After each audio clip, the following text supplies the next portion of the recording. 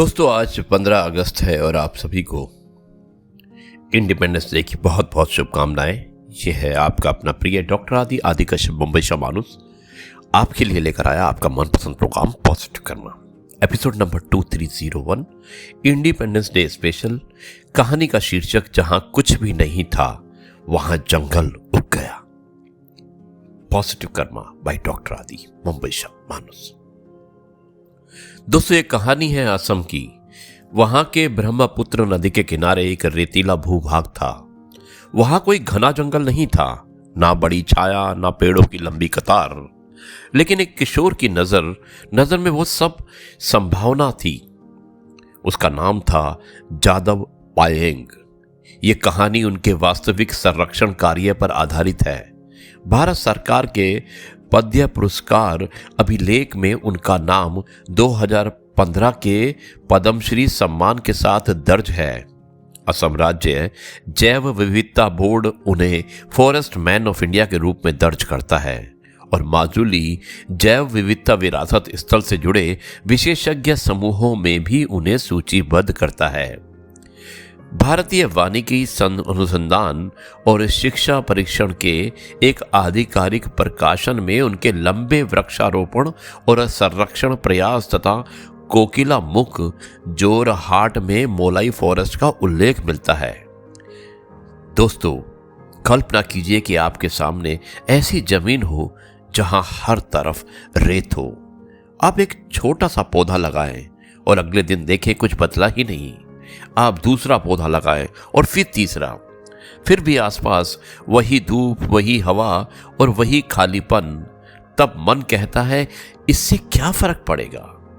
जादव पायेंग की कहानी इसी सवाल पर हमें रोक देती है, क्योंकि बड़े बदलाव अक्सर उस समय शुरू होते हैं जब परिणाम दिखाई नहीं देता। उनकी यात्रा हमें बताती है कि प्रकृति के साथ काम करने में सिर्फ शुरुआत नहीं, निरंतर देखभाल भी जरूरी है।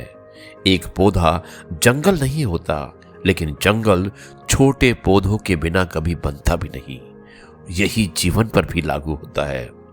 हम शुरुआत में उत्साहित होते हैं, नई किताबें खरीदते हैं, नई योजना बनाते हैं, नया व्यवसाय शुरू करते हैं, नया संकल्प लेते हैं, लेकिन कुछ दिनों बाद जब उत्साह कम हो जाता है तब उसकी असली परीक्षा शुरू होती है। पेड़ भी हमें यही सिखाता है। बीज बोने के बाद आपको रोज परिणाम नहीं मिलता, लेकिन इसका अर्थ ये नहीं कि भीतर कुछ हो नहीं रहा। जहां चुपचाप बन रही होती हैं जड़ें, कभी आपकी मेहनत भी बाहर से दिखाई नहीं देती, लेकिन भीतर आपका व्यक्तित्व बना रहता है।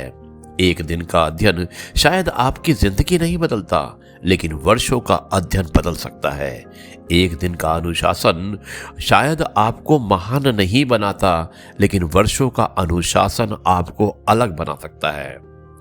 दोस्तों, एक छोटा पौधा जंगल नहीं होता, लेकिन जंगल छोटे पौधों के बिना कभी बनता भी नहीं। और आज हम अक्सर पूछते हैं कितना बड़ा परिणाम मिलेगा। शायद बेहतर सवाल है, आज मैं कितना अच्छा बीज बो सकता हूं। एक विचार, एक आदत, एक कौशल और एक रिश्ता, एक ईमानदार प्रयास, एक ऐसा काम जिसका लाभ केवल आपको नहीं किसी और को भी मिले। क्योंकि पायेंग की कहानी केवल पेड़ों की कहानी नहीं है, ये उस सोच की कहानी है जिसमें व्यक्ति अपने सामने मौजूद खालीपन को देखकर ये तय करता है कि वो उसे खाली ही नहीं छोड़ेगा। लेकिन किसी भी पुरस्कार से पहले एक लंबा समय आता है जिसमें कोई पुरस्कार नहीं होता, कोई मंच नहीं होता, कोई तालियां नहीं, सिर्फ काम।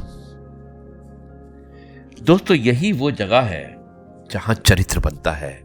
आज अगर आपके जीवन में कोई क्षेत्र सूना है तो उसे देखकर निराश मत होइए। शायद आपको आज पूरा जंगल नहीं चाहिए, शायद सिर्फ पहला पौधा चाहिए। अगर आपका व्यवसाय कठिन दौर से है तो पूरी समस्या आज हल करने की कोशिश मत कीजिए, पहला सही कदम उठाइए। अगर आपका सपना बहुत दूर है तो दूरी मत देखिए, आज का एक कदम देखिए। अगर आत्मविश्वास कम है तो एक बड़ी जीत का इंतजार मत कीजिए, एक छोटा वादा कीजिए और उसे निभाइए। फिर दूसरा, फिर तीसरा। धीरे धीरे वही छोटे कदम आपकी पहचान बनेंगे और एक दिन जब आप पीछे मुड़कर देखेंगे तो शायद आपको विश्वास ही ना हो कि शुरुआत कितनी छोटी थी। कभी कभी दुनिया को बदलने के लिए दुनिया से लड़ना जरूरी होता है।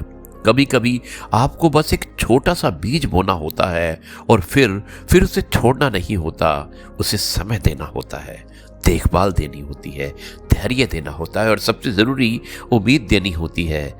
जादव पायेंग की वास्तविक यात्रा हमें यही सिखाती है कि प्रकृति हो या जीवन, स्थायी परिवर्तन अक्सर निरंतरता से बनता है। आज आपका बीज क्या है? वो काम जो छोटा है लेकिन सही है वही कीजिए, क्योंकि कोई भी बड़ा जंगल एक दिन में नहीं उगता, लेकिन हर जंगल की शुरुआत कभी ना कभी एक छोटे बीज से हुई थी। दोस्तों, परिणाम छोटा दिखे तो प्रयास मत रोकिए। जो आज बीज है वही निरंतरता से कल किसी और के लिए छाया बन सकता है। यही मैसेज था इस कहानी का। मुझे उम्मीद है कि आपको कहानी पसंद आई होगी। अब मैं इस कार्यक्रम को यहीं पर समाप्त करता हूं और कल आपसे एक बार फिर से मुलाकात करूंगा कुछ नई बातों के साथ। तब तक के लिए आपसे कहता हूं जय गुरु जी, शुक्राना गुरु जी।